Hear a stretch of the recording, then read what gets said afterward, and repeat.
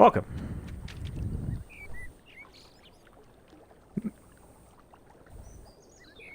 Mao teaches that the skilled revolutionary warrior moves through the people like a fish moves through water.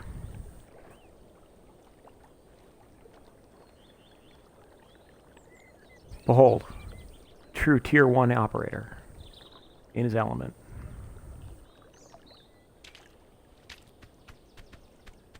Welcome back.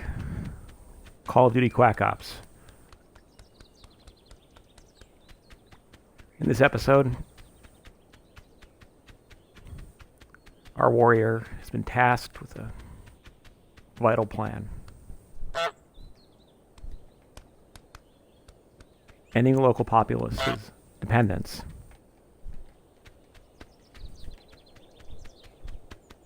on a toxic cash crop, which is only linked to crime.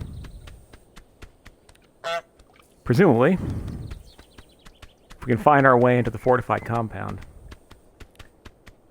we can burn the crop and discredit the local farmers, thereby forcing them to betray the active minority whom they've been abetting in their revolutionary activities, and siding with us, their liberators,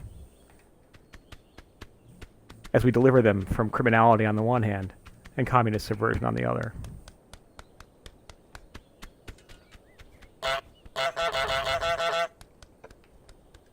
Now, a great deal of warfare, and I speak as a student of military history, involves psychological diversions.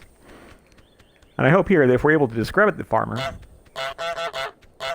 Oh, God damn it. You know, I'm not going to be able to get into this. We've been defeated by offense. This is Vietnam all over again. Basic booby traps have slowed us. In truth, I have to say, the reason we're doing this...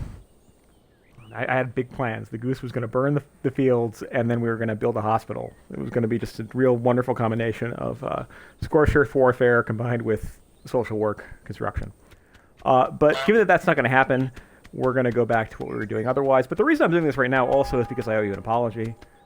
We were going to have a pair of guests on today. These sort of wonderful dudes I met at a social media influencers conference in Bogota back in 2019 rather. Yeah, you do these things. And it was just, I met these two dudes. You ever just meet somebody and like vibe with them, you know what I mean? Like these two dudes, like they're very military, very different background from me, but like just we were on the same wavelength. They quoted the classics. They were always talking about, oh, here we go. Always talking about Alexander the Great, about how he wept because he could see no further worlds to conquer.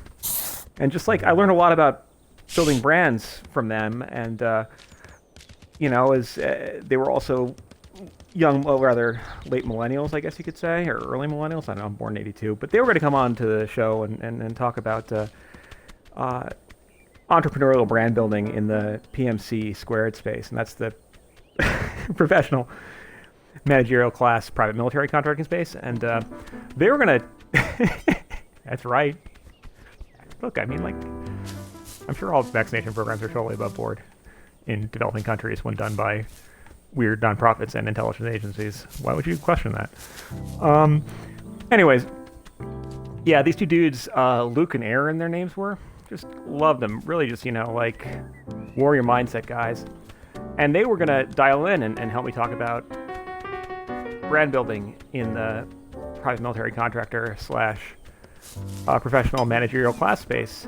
And wouldn't you know it, on Monday morning, late Sunday night, I got a call from them, and it was Luke, and he was like, dude, we're calling you, and you're our one phone call.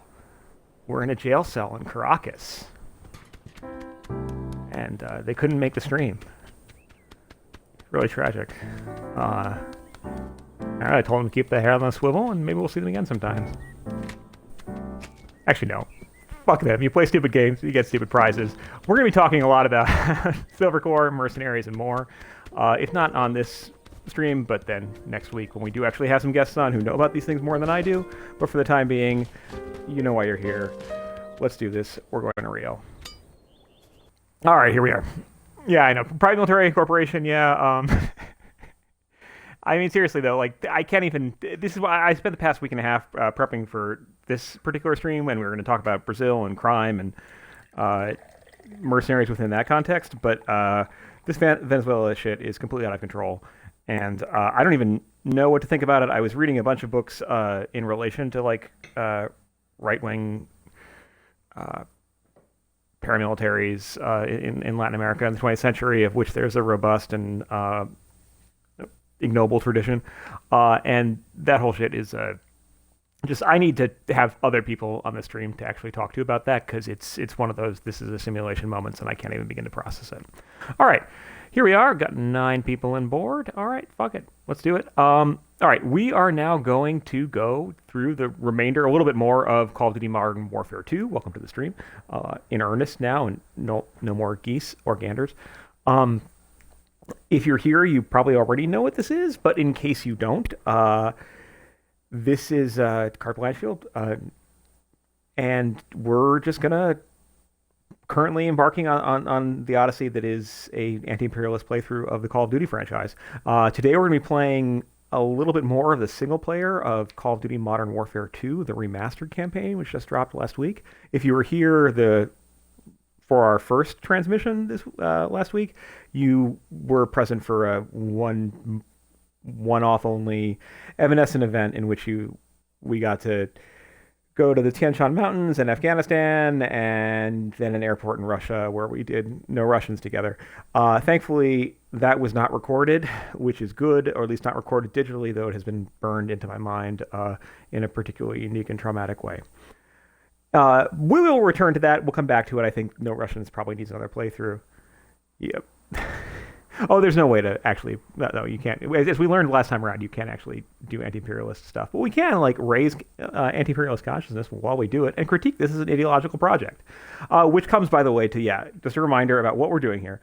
We are considering, and I'm going to talk for a few more minutes, and then we'll get into the shooting people, which is the staple of this series. What we're going to do is we're going to consider these games and as ideological products, and they're going to be products both in their own right as part of what you come up in if you play these games as a young teenager or a young man, and the large majority of the players of this game are male. But also we're going to consider them as artifacts of a particular moment in the history of American empire, right? Let's see. I'm going to try and get the stream in this window. Cool. Yeah. So yeah, like the basic deal here is that we're playing through this game, which is roughly from like the middle of the franchise, which kicks off in earnest in 2003. And what we're doing is we're sort of exploring what is the basic thesis of this, which is that the Call of Duty franchise represents both discrete moments in the experience of the American War on Terror, but also represents the exhaustion of the American imperial imaginary in its later years, or perhaps later. But in any event, yeah, like just to re-articulate like the basic thesis, to get a little more granular about it, what we're tracking is overall is the evolution from the early, immediate post September 11th moment, the first Call of Duty, about the sort of like good war, Steven Spielberg Saving Private Ryan dynamic. We've got these squads of representative Americans working together to fight the Nazis who embody evil, to, at a certain point, a transition from that sort of greatest generation hagiography to essentially ever more batshit revisions of 20th century small wars, wars of pacification, peacekeeping operations, counterinsurgency warfare, whatever. And then by the time we enter the second Obama administration, the series has festered or entered these fever swamps of almost like QAnon level revisionist history and unfettered paranoia, and begins to project its own future in the way of like robots and resource warfare that extend into space. And yeah, the basic thesis in all this is that as we move into that grim, dark future of, drone warfare and men on the moon shooting one another, that we're witnessing an imperial sort of militainment complex, reckoning with the fact that on the one hand, you have to keep making wars, and there can't be any memory of war in order for your thing to go, right? You can't actually do, you can't show the position of the victims or anything else like that. But also that paradoxically, even as you keep on having to make more, you sort of more wars, you kind of run out of wars in a weird way. So, to it, the broader thesis here is about the exhaustion of the American imperial imaginary itself. So what that means for us right now, and I'm just going to again talk for a few more minutes before we roll into this thing, is to sort of we're considering some very basic questions of ideology. And I don't, all questions in terms of if you want to ask something in the stream, I'll try and answer it. But also I'm going to ask questions of myself and of you and of other people who are going to come on board. So there are no stupid questions, just ask them.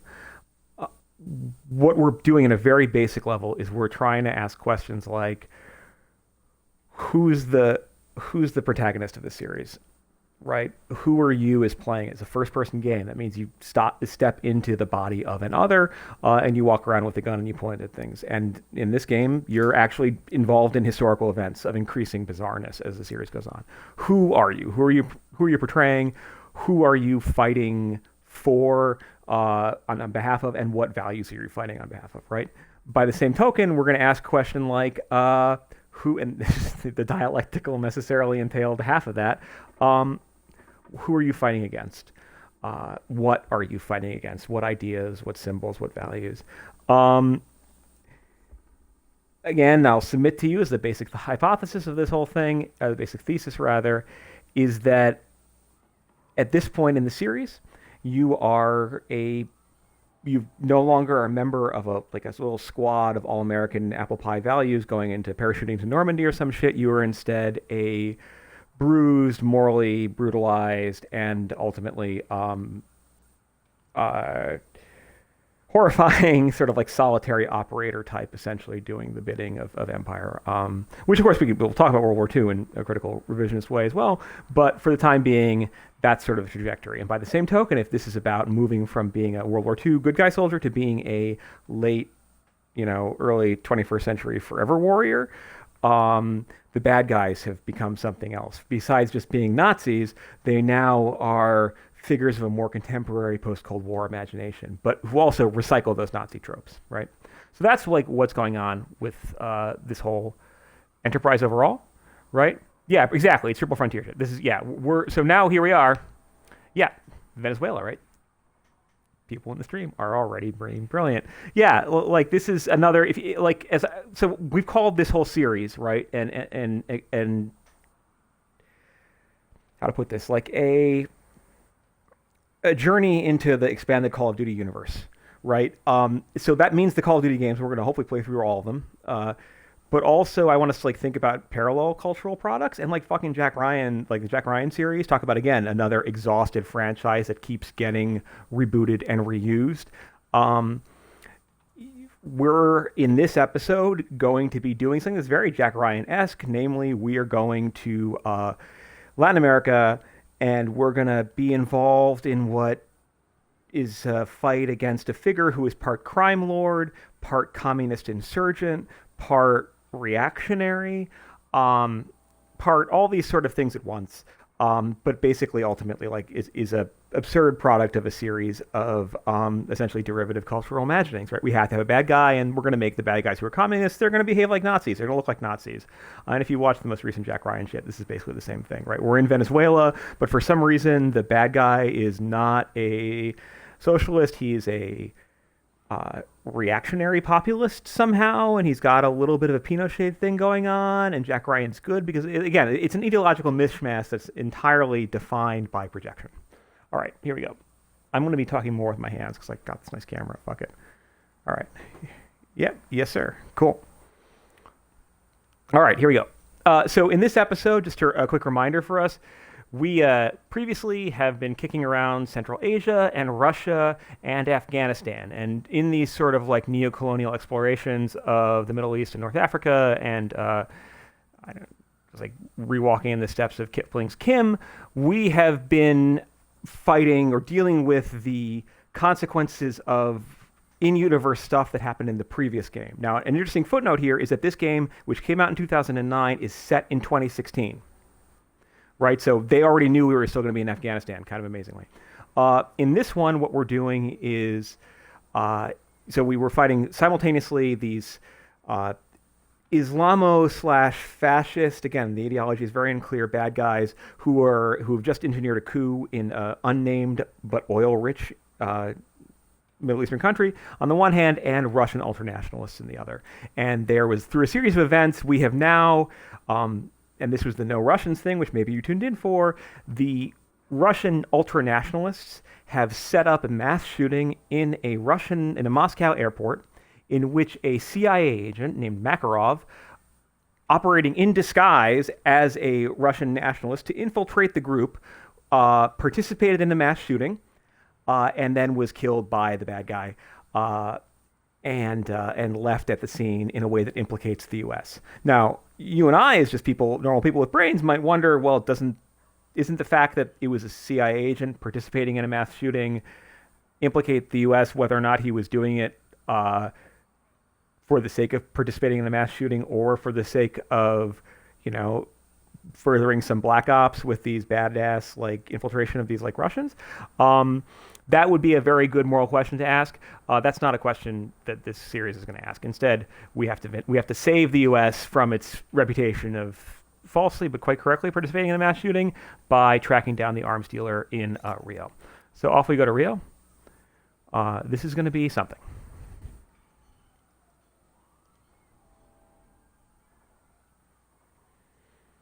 We're going to try it on hardened. We'll see how it goes. Oh no, did I just... Okay, he said. The Russians ain't gonna let this massacre go unanswered. It's gonna get bloody. Too right, mate. Now in the eyes of the world, they're the victims. No one's gonna say a word when the Russians club every American they can reach. Makarov was one move ahead. Now he's left thousands of bodies at the feet of an American. We're the only ones who know it was Makarov's up. Our credibility died with Allen. We need proof. Follow the shell.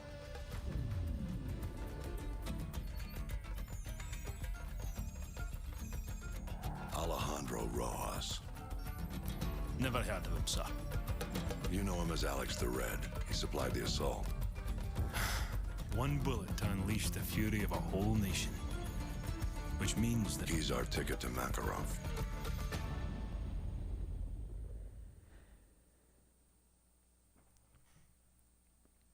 Yeah. All right. We're going to... Before we proceed to go and blow up an entire favela, which is what we're going to do, let's just quickly review what we were given here. Right? We need to vindicate American involvement in a mass shooting by Russian terrorists, which again, it's we're still involved, whether or not we were doing it to infiltrate them or not. We definitely walked through an airport shooting civilians.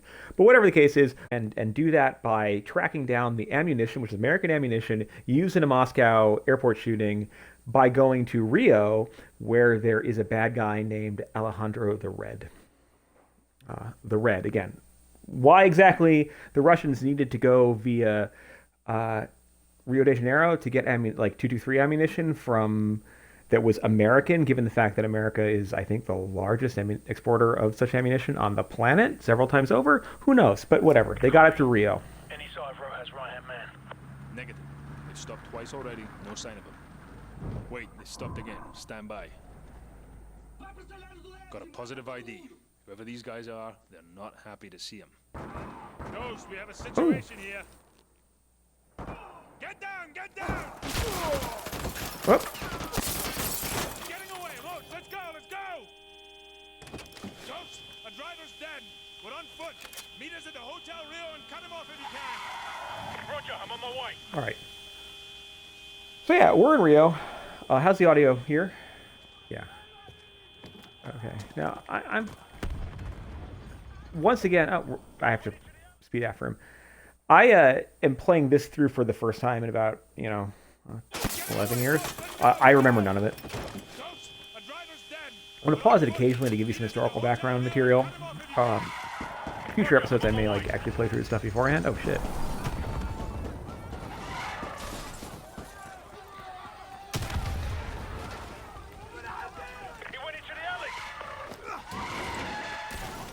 What? Takedowns only. We need him alive. Non-lethal takedowns only. We've probably seen 100 people die already. Roach, take the shot. Go for his leg. Okay, do I really? He's down. All right, I just shredded several arteries, but okay. Roach, this is going to take some time. Go with Meat and Royce and check out the favela for any signs of Rojas. That's where this guy is headed. Let's go. Okay, let's just stop for a fucking second here. Okay, good. Sounding okay, good. Cool, thank you. Yeah, so our guys are going to be torturing that dude. Remember last time we talked about the history of counterinsurgency warfare, about the way in which it produces a kind of death spiral of torture and abuse and moral degradation. Well, voila. That's what we're doing now. This is, I think, not the first game in the series to include torture either. All right. Anyways, we're in a favela. Let's keep going through the favela. What is a favela? A favela is is Portuguese for a type. The name itself comes from. There are civilians in the favela. Yes, it's where they live. It's a name for a type of, I think, grass that grows in northeastern Brazil. Okay, they're civilians, and which has become the name for these sort of communities which have sprung up outside Brazil's sort of large cities in the 20th century. And many of them are populated with economic migrants from the northeast, hence the name. All right. Okay, boom. All right, I got blown up. All right. Yep. Yeah, it really did. That escalated quickly. All right. So I'm going to turn down the game audio just a little bit here. One thing I think I'm starting to learn is that this constant sound of gunfire actually prevents you from thinking, which is kind of striking. Great. So, quote from noted counterinsurgency warfare, Winston Churchill, who advocated dropping chemical weapons on Iraqi civilians from planes. There we go. One of those early 20th century moments you don't hear about often. All right. I have no idea who John Jefferson is. Sorry.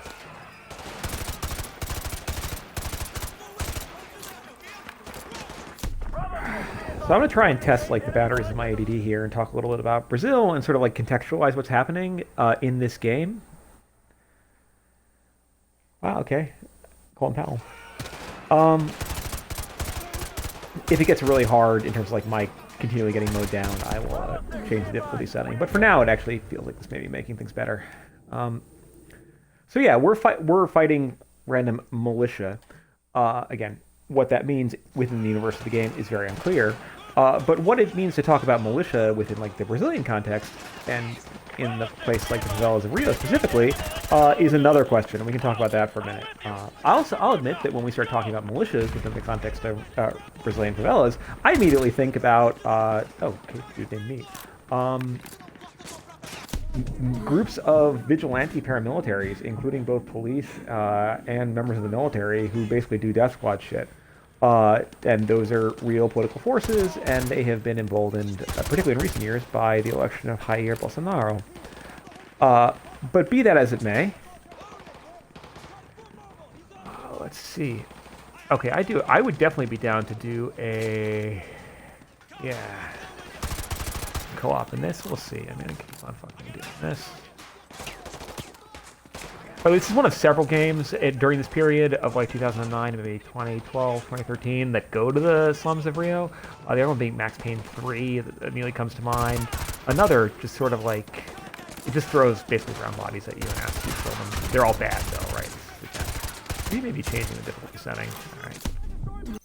All right. Lower difficulty, lower to regular. Let's try it. All right. Anyways, I want us to think a little bit about who the bad guys are in this and what our role as like good guys like translates into, historically speaking. Yep. All right, here we go. Cool. I know. Yeah, I wanted to put on like much like last time. I want to put on the table like what are like today's like big questions. And some of the questions I want to ask are like, what does it mean to be like a criminal? And also, what is corruption? And relatedly, what is the relationship between crime and revolutionary activity? Sort of historically speaking, but also sort of theoretically speaking, in terms of the universe of the game and in terms of some Marxist thinkers we're going to talk about. All right. This is probably doing something bad to my soul. All right, here we go. So yeah, for the purposes of this game, we are essentially told that we're being given that these people in this slum and their leader Alejandro Rojas, again Alejandro the Red, are just bad dudes, right? They're criminals. They are bad. Like they emerge from nowhere, and they have no goals other than enriching themselves, and presumably selling weapons. All right. Now, this is sort of interesting ideologically. Right, given sort of the historical context in which Brazilian favelas sort of came into being and the contemporary situation in Brazil. So, talk about that. Okay.